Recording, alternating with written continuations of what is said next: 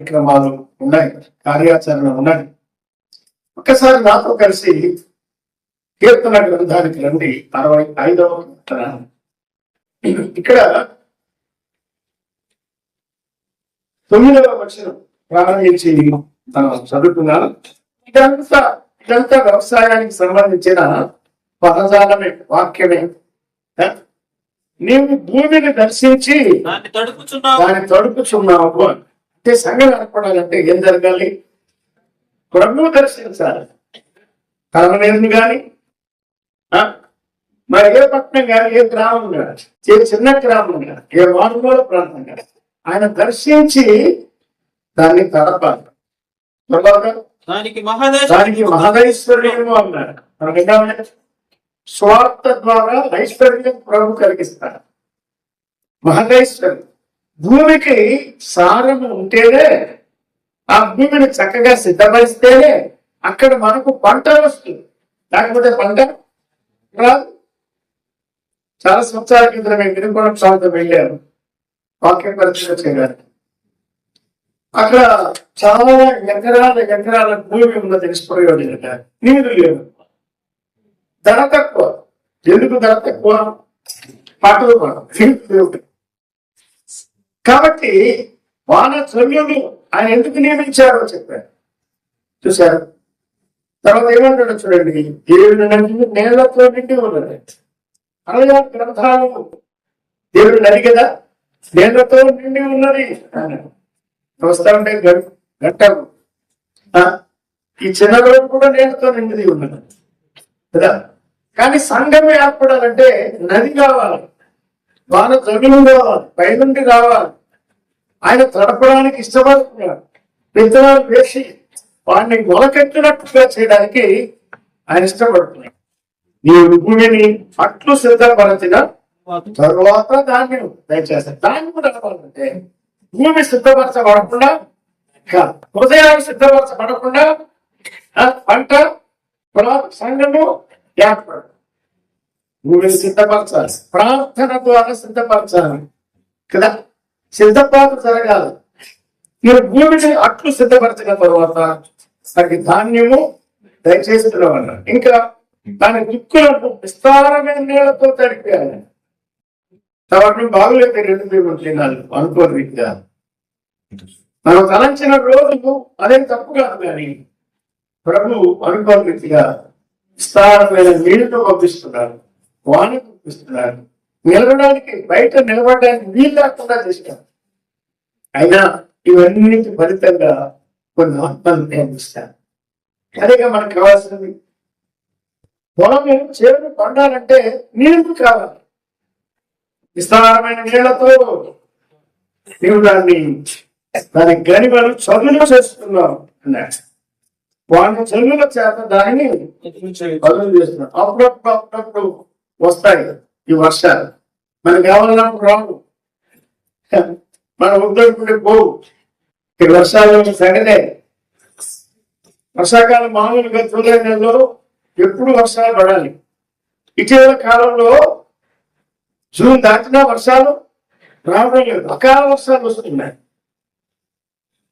కానీ ప్రభు ఏం చేస్తాడంటే ఆత్మలు సంఘంలో చేర్చబడ్డానికి వాళ్ళ జనులు అక్కడి నుంచి ఒక ఆయన, ఇక్కడి నుంచి ఒక ఆయన, అక్కడి నుంచి ఒకరిని, ఇక్కడి నుంచి ఒకరిని పంపి ఇక్కడ ఉన్న వారిని వాడుకుంటూ వారు వీరు కలిసి చేసే ప్రార్థనలు, వారు వీరు కలిసి చేసే సేవ, వారు వీరు కలిసి చేసే వాక్య పరిచర్య ద్వారా ఆయన సంఘాన్ని కోటను వృద్ధి చేస్తున్నారు. బ్రదర్, ఎన్ని మొక్కలు వచ్చినాయి, తోట ఎంతగా ఉంది, పంట ఎంత పడింది, ప్రభు వృద్ధి చేస్తున్నాడు అంటే మనకి చాలా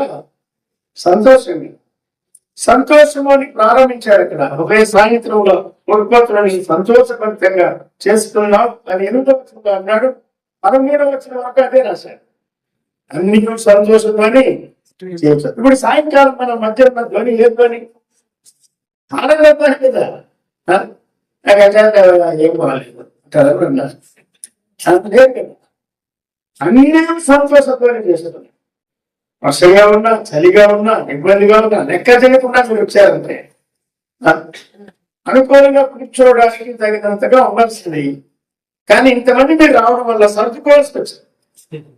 ప్రభు చేసిన కార్యం ఇది, నేను సంతోషంతో చేయించున్నది అని చెప్పుకున్నాడు. నీ మొలకెత్తగా అంటే సిద్ధపరచిన నేలలో, భూమిలో విత్తనాలు, జీవము గల విత్తనాలు విత్తినట్లయితే అవి ఏమవుతాయి? మొలకెత్తు. అవి మొలకెత్తాలి. విత్తనం నాలో నీళ్ళు ఏం లేదు, విత్తనంలో ఉన్నది శక్తి. అది జీవము గల దేవుని వాక్యాన్ని. మార్కు సువార్తలో ఒక మాట చదవండి. మార్కు సువార్త 4వ అధ్యాయం 26 నుంచి చదివే. 4:26. ఒక మనుషుడు ఆయన డాష్, ఆయన డాష్. ఆ డాష్ ఎందుకంటే ఆయన చెప్తున్నాడు, అంచేత అక్కడ కొన్ని గ్యాప్ ఇవ్వాలి. అంతే. నేను బైబిల్ చదివేవాడిని, ఎవరు చెప్తా ఉంటే చదివేవాడు. అట్లనే కొంచెం నేర్పించారండి. ఏదో కాస్త తెలిస్తే అట్లా నేర్చుకున్నదే. ఓటు వస్తుంది అంటే డబ్బులు ఊరికే రావట్లేదే, వాక్యం ఊరికే రాదు. ప్రయాసపడి చదవాలి, ధ్యానం చేయాలి, మొక్కలు ఉండాలి, ప్రార్థన చేయాలి, అలా మనం పరీక్షించుకోవాలి. ఆయన ఒక మనుషుడు భూమిలో విత్తనం చల్లి, ఎవరో మనుషుడు, ఎవరైతే మనకేమి, ఒక మనుషుడు చిత్తూరులో వాడపడ్డాడు, అవునా, పలనేరులో వాడపడ్డాడు అనుకో. ఒక మనుషుడు ఎక్కడో వాడపడ్డాడు, కడపలో వాడపడ్డాడు, బల్లాంలో వాడపడ్డాడు, నందేలో వాడపడ్డాడు. ఒక మనుషుడు వెళ్ళిపోయాడు ప్రభు దగ్గరికి. ఒక మనుషుడు ఏం చేశాడు?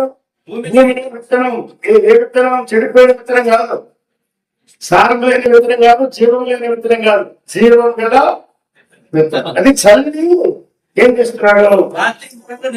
ఈ విత్తనం చేసిన తర్వాత అతని మగడు నిద్రపోతున్నాడు, మేల్కొన్నాడు, నిద్రపోతున్నాడు, మేల్కొన్నాడు. నిద్రపోవాలి కదా, తగినంత విశ్రాంతి తీసుకోవాలి.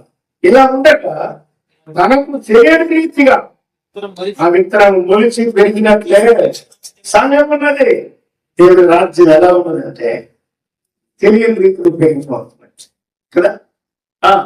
భూమి మొదట మొలకను, తర్వాత వెన్నును, ఆ తర్వాత వెన్నులో ముదురు గింజలను తనంతట తానే అన్నాడు.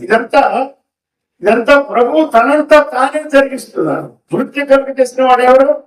దేవుడే.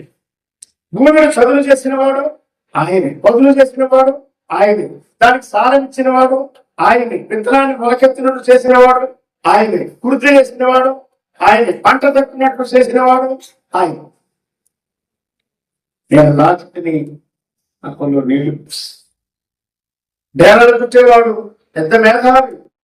కానీ ప్రభు పౌలుని ఖాళీ చేశాడు, మోసేని ఖాళీ చేసి వాడుకున్నాడు. అలాగే పౌలుని ఖాళీ చేసి వాడుకున్నాడు.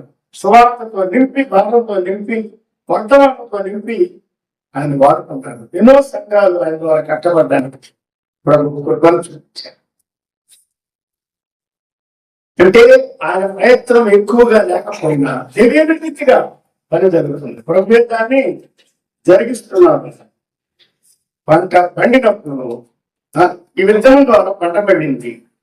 పోత కాలము వచ్చినదని సేద్యగాడు అంటే వ్యవసాయదారు వెంటనే కొడవలు పెట్టి కోస్తున్నారు.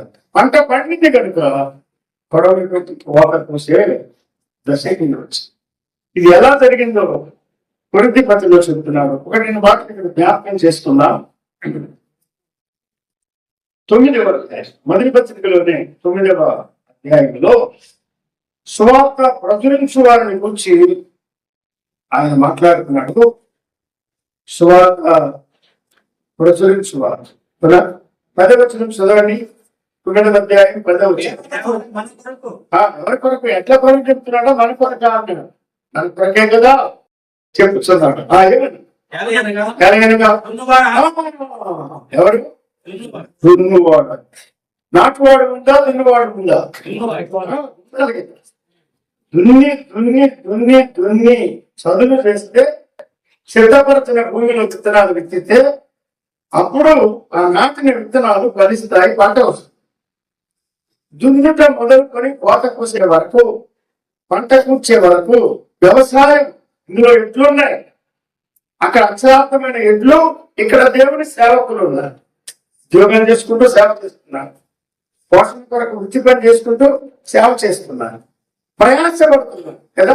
ప్రయాస పడకుండా పంట రాదు. కాబట్టి మనం ప్రయాస లేబర్ రూల్స్ చెప్పారు దగ్గర. సువార్త పనులు కావాల్సినవి ఏమిటంటే లేబర్. లేబర్ అంటే పశువుగా ప్రయాసం. కొంతమందికి ప్రసంగాలు ఉన్నాయి కానీ ప్రసంగాలు లేదండి. మేము కొంతమందిని ఎదిగి చింతపడుతున్నాం, బాధపడుతున్నాం. ఎన్ని రకాలుగా చెప్పినా సున్నితమైనటువంటి మనసాక్షి లేదు వారు.